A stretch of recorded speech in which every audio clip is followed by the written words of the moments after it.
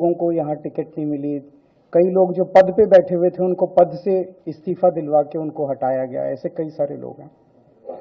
तो अब अगले साल 17 सितंबर को प्रधानमंत्री मोदी जी 75 साल के होंगे और मोदी जी ने तय कर लिया है कि अमित शाह जी को वो अपना वारिस बनाएंगे और अमित शाह जी अगले साल 17 सितंबर को देश के प्रधानमंत्री बनाने का उन्होंने तय किया है मोदी जी ने।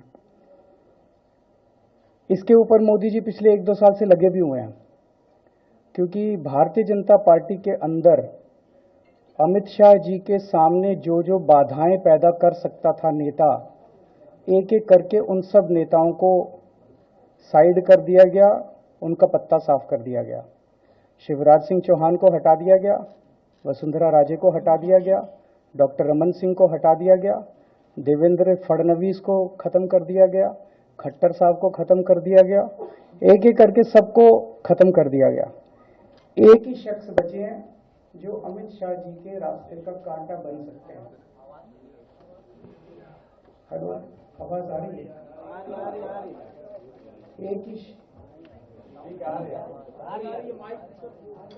एक ही शख्स हैं जो कि उनके रास्ते का कांटा बन सकते हैं, वो है योगी आदित्यनाथ जी।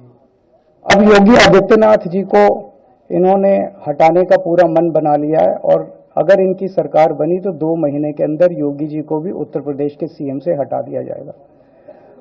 मैंने दिल्ली में 3-4 दिन पहले ये प्रेस कॉन्फ्रेंस की थी और ये दोनों मुद्दे उठाए थे। जैसे मैंने मुद्दे उठाए थे तो अमित शाह जी ने और उनके कई नेताओं ने अपनी भावना प्रकट की कि नहीं, मोदी जी को 75 साल में इस्तीफा नहीं देना चाहिए, मोदी जी को 75 साल पूरा कार्यकाल पूरा करेंगे। उन सबकी भावनाओं की मैं कद्र करता हूं, क्योंकि अपने नेता के लिए जब भी ऐसी बात होती है तो सब लोग सामने आके बात करते हैं। लेकिन बड़ी बात यह है कि मोदी जी ने ऐसा नहीं कहा कि मैं 75 साल पे इस्तीफा नहीं दूंगा, मैं रिटायर नहीं होऊंगा। उनका अपना बनाया हुआ रूल है और मुझे पूरी उम्मीद है कि मोदी जी का अपना बनाया हुआ रूल है और मोदी जी अपने रूल को फॉलो करेंगे। नहीं तो लोग कहेंगे कि मोदी जी ने ये रूल आडवाणी जी को हटाने के लिए बनाया था, जब अपनी बारी आई तो नहीं। तो मोदी जी इस रूल का फॉलो करेंगे, ये पूरा यकीन है देश के लोगों को कि उन्होंने खुद रूल बनाया तो खुद फॉलो करेंगे। भारतीय जनता पार्टी चारों खाने चित्त हो चुकी है और उनके आंसुओं की नदी उफान में है।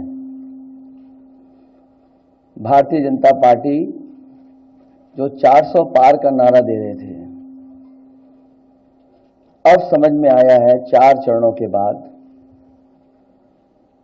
वो बात तो ठीक है कि आरक्षण पे सबसे पहले हमला करेंगे, लेकिन 400 पार नारा इसीलिए दे रहे हैं कि 543 में 400 के बाद वो सीटें देख रहे हैं, तो वो केवल 143 बन रही हैं। तो वो स्वयं स्वीकार कर रहे हैं कि 143 से ज्यादा वो सीटें जीतने वाले नहीं हैं, क्योंकि 400 पार सीटें 143 ही बनती हैं और 140 करोड़ की जनता इस बार इन्हें 140 सीटों के लिए भी तरसा देगी। ये यूपी, दिल्ली और पंजाब ये 99 सीट के खेल में ही उलझ जाएंगे। यहां कुछ इन्हें हासिल होने वाला नहीं है।